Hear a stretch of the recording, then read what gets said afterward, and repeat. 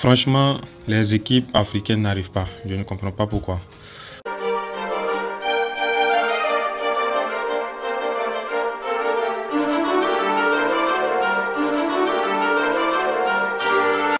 Défaite encore du Cameroun face à la Suisse. C'était le match à ne pas perdre. C'était un match, même le nul n'était pas envisageable. C'était un match où le Cameroun devait gagner puisqu'ils sont dans la poule du Brésil. Donc, ce match-là, le Cameroun l'a perdu. Ce qui complique vraiment leur chance de qualification, voilà, pour le tour suivant. Donc, un peu revenir sur le match, le Cameroun avait très bien fait une très bonne mi-temps. Le Cameroun a attaqué, le Cameroun a construit, le Cameroun était très plaisant à voir. Ce qui a joué un peu contre le Cameroun, c'est qu'ils n'ont pas pu être efficaces devant les buts. Ils se sont créés beaucoup de situations. Donc, si à la mi-temps, le Cameroun menait 1-0, 2-0, ça ne sera pas un scandale parce qu'ils méritaient largement. Mais malheureusement, le Cameroun n'a pas été efficace devant les buts. Et en deuxième période, je pense qu'il y a eu un petit temps de relâchement. Donc, la Suisse a en profité très vite. Et la Suisse a inscrit son premier but. Donc, ce qui a donné un coup dur aux Camerounais. Je pensais que derrière, ils allaient vite réagir, mais il n'y a pas eu de grand chose. Par rapport à la première mi-temps, le Cameroun, sa deuxième mi-temps était vraiment mauvaise. Je me rappelle même pas en deuxième période d'une bonne occasion du Cameroun. Voilà, par rapport en première mi-temps où ils ont beaucoup attaqué, où ils ont beaucoup construit, en deuxième période, c'était pas bon. Donc, et puis le milieu du Cameroun était mort, presque mort en deuxième période. Ce qui faisait que Onana dégageait beaucoup. Il dégageait trop.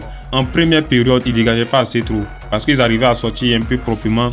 Voilà, ils arrivaient à construire. Mais en deuxième période, c'était gâté. Il dégageait seulement, il envoyait la balle devant. Voilà, tu as Vincent Aboubakar aussi qui n'arrive pas à contrôler. Tu as des ailiers qui n'arrivent pas à caler la balle. Donc, c'était compliqué. Il ne pouvait plus. Donc, le milieu était carrément mort en deuxième période. Donc, c'était quand même dommage. C'était quand même dommage. Le Cameroun qui pouvait bien faire. Je n'ai pas été d'accord avec un changement. C'est le changement de Choupo-Moting. Parce que Choupo-Moting, voilà, c'est le joueur du Cameroun le plus, j'allais dire, un peu prolifique. Vu les matchs de championnat et autres, il est vraiment en confiance, il est vraiment sur une bonne lancée. Donc dans ce match, en première période, il a tenté beaucoup de choses. Voilà, mais malheureusement, il a manqué aussi d'efficacité. Voilà, donc en deuxième période, c'est vrai qu'Aboubakar devait rentrer en jeu. On demandait tous à voir Aboubakar. Mais moi, je préférais que le Cameroun joue avec deux attaquants. Vu que le milieu était déjà mort, il fallait faire sortir un milieu et puis mettre Aboubakar dans le jeu en attaque pour essayer d'aller chercher ce nul ou bien une victoire.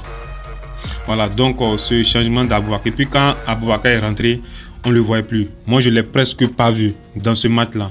À part où dans la surface, la balle vient taper sa main. Sinon, et puis Dieu merci, l'arbitre ne regarde pas la VAR. Sinon, ça sera fini pour le Cameroun.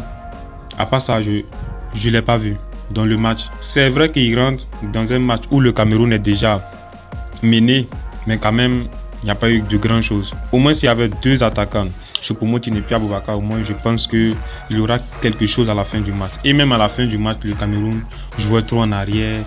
Voilà, ils n'étaient pas pressés. Je ne sais pas. Vous êtes mené. Normalement, c'est l'équipe qui est menée qui met plus la pression en fin du match à l'équipe qui mène. Mais ça, c'était tout l'inverse. Donc, moi, là-bas, je n'ai pas aimé. Il fallait. Et puis, Onana leur disait de monter vite, d'envoyer vite les ballons. Devant la surface et autres. Donc, j'espère que Samuel Eto'o, Papa Eto'o va vraiment les secouer. Parce qu'actuellement, leur chance de qualification devient très faible.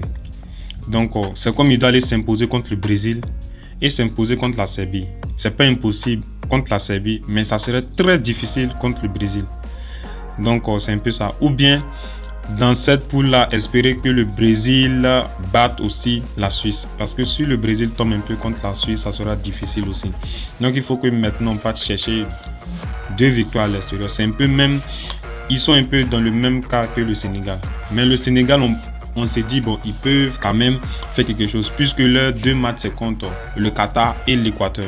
Ce sont 2 équipes à la portée du Sénégal. Donc, ils peuvent faire quelque chose là-bas. Mais par rapport au Cameroun, ça devient compliqué puisque tu as le Brésil, tu as la Serbie. Je n'ai pas encore vu un match de la Serbie aujourd'hui. Je vais regarder pour voir comment ils jouent. Si même le Cameroun peut gagner même la Serbie. Donc, à part ça, des joueurs individuellement qui m'ont plu. Bon, Choupo-Moting un peu, voilà, la défense m'a beaucoup émerveillé parce qu'ils se sont donnés.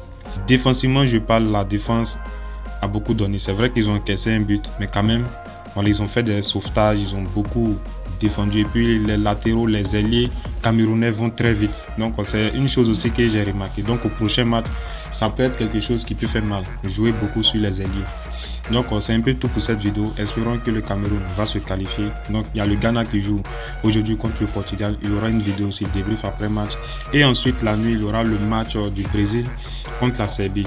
Comme vous le savez, le Brésil, c'est mon équipe préférée que j'aime beaucoup. Donc n'hésitez pas à vous abonner, à partager, à commenter. Voilà, ça soutient beaucoup la chaîne. Donc on se dit à la prochaine vidéo. Ciao.